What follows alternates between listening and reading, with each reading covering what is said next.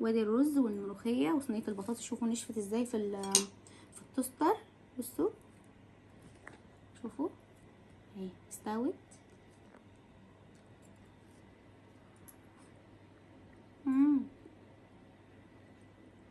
وحطيت يا بنات زيتون ولفت كمان وبتنجان وفلفل اهو، وكمان حاطه عيش في الفرن وعملت الاكل. وبعد تعالوا شوف بقى نشوف اخبار الحشوه ايه بقى. نفتحها كده.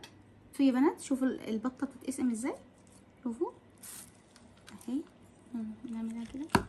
شوفوا هي فراخ استوت اهي، والبطه برضو استوت بس انا مش قادره اطبخها. بس شوفوا من جوه عامله ازاي. رز. انا عندي بقى اساسي في الاكله دي كلها البتنجان والفلفل.